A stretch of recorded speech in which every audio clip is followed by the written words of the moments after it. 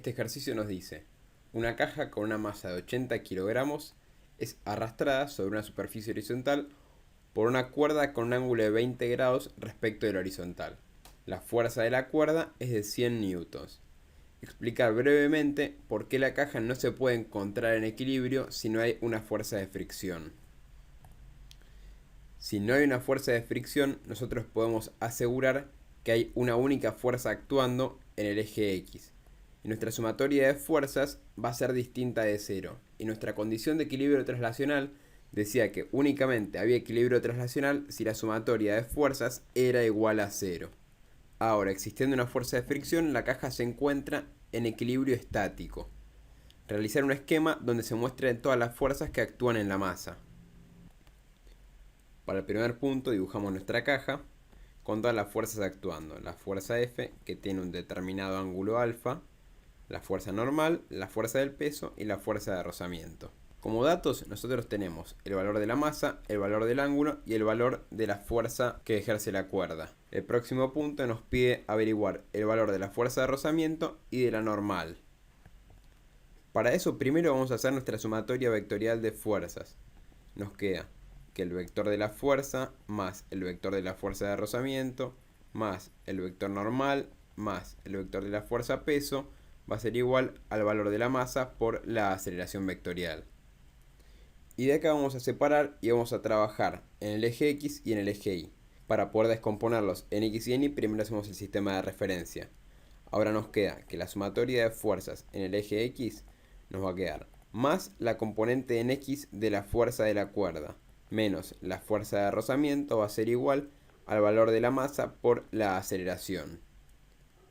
Si el problema nos dice que se encuentra en equilibrio estático, es decir, que no se mueve, la aceleración va a ser igual a 0.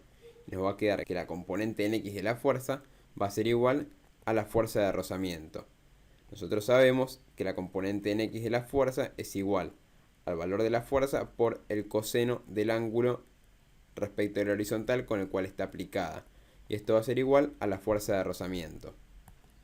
Y si reemplazamos por los valores nos queda 100 newtons, que es la fuerza aplicada, por el coseno del ángulo, que es de 20 grados, nos da 93,9 newtons. Para averiguar cuánto vale la fuerza normal, vamos a hacer la sumatoria de fuerzas en el eje Y.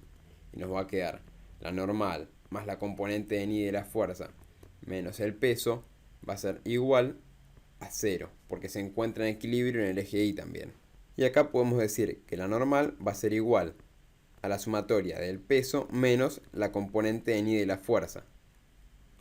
Sabemos nosotros por trigonometría que la componente en Y de la fuerza es igual a la multiplicación de la fuerza por el seno del ángulo comprendido respecto del horizontal. Entonces la fuerza normal nos va a quedar igual a la masa por la gravedad menos la fuerza por el seno del ángulo. Si reemplazamos por los valores nos queda 80 kilogramos por 9,8 metros sobre segundo al cuadrado menos 100 newtons por el seno de 20 grados. Y de acá obtenemos que el valor de la normal es 749,8 newtons. Hasta acá ya resolvimos el punto 1 y el punto 2. Vamos con el punto 3. Nos dice, si se aumenta la fuerza a 120 newtons, calcular cuál es la aceleración del sistema, en primer lugar. Nosotros sabemos que la aceleración del sistema es dada por la sumatoria de fuerzas en X. Entonces nos va a quedar que la fuerza en X menos la fuerza de resistencia va a ser igual a la masa por la aceleración del sistema. Si acá despejamos aceleración, nos va a quedar que va a ser igual a la fuerza en X menos la fuerza de rozamiento sobre la masa. Nosotros sabemos que la fuerza X va a estar dada por 120 newtons por el coseno del ángulo.